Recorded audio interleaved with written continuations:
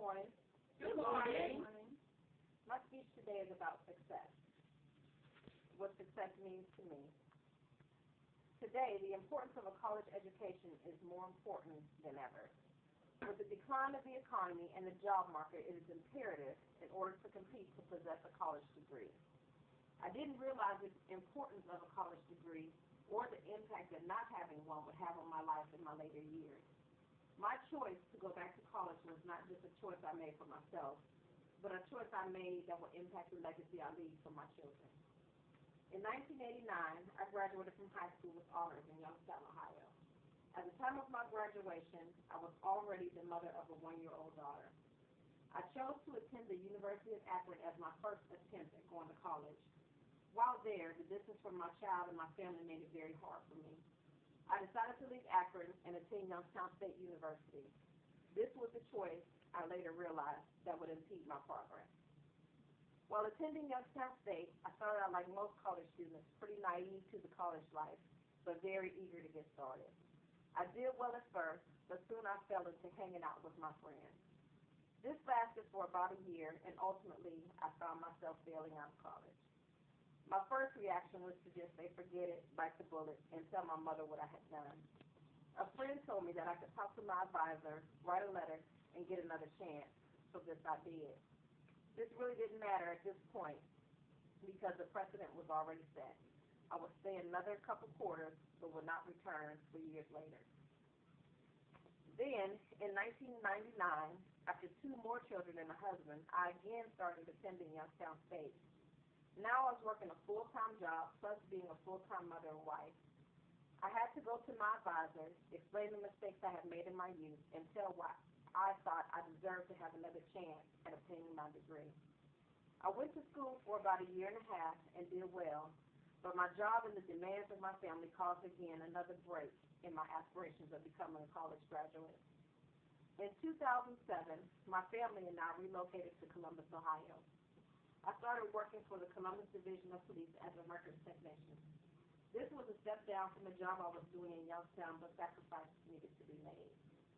We went from a 4-bedroom home to living with my brother, and eventually moving into a small 2-bedroom apartment with a basement.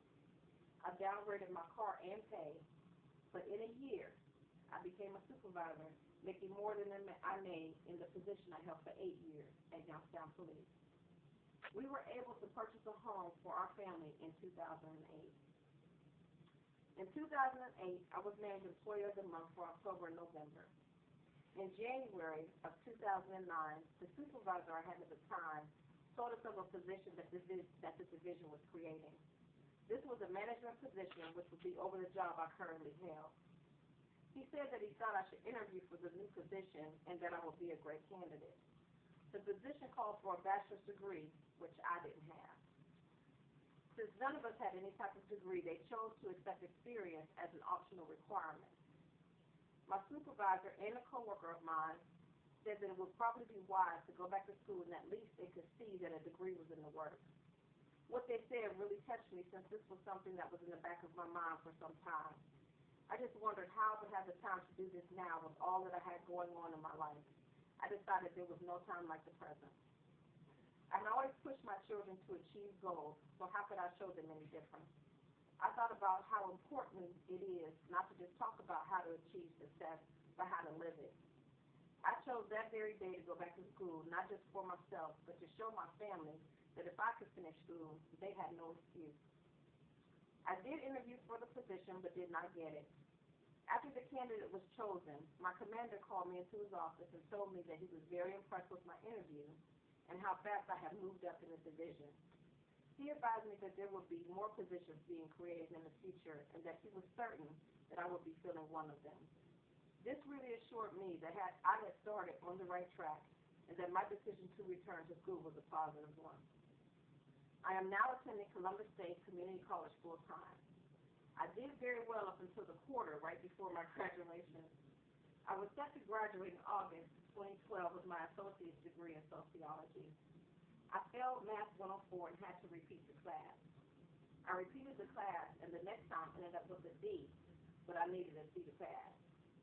So alas, I am now taking 104 again. For me, failure is not an option.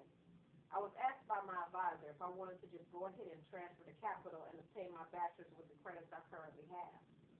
I said no to that because I'm determined to pass this math class and graduate from Columbus State. I'm pushing for this not only for myself but for my family. I want to show them that a delay is not a denial and that at times we may have obstacles to overcome, but we can overcome them. I am more determined now than ever to pass this class and graduate. I am really looking forward to walking across that stage next year and walking across the stage at Capital in another year. I want to infuse in my children that it's never too late to achieve success, better late than never. I love my children and my family and want the best for them, and I feel that if I don't show my best and my accomplishments to them, how will they ever want it for themselves? My success is not predicated on how many times I start and stop, but how I finish. Bravo, bravo.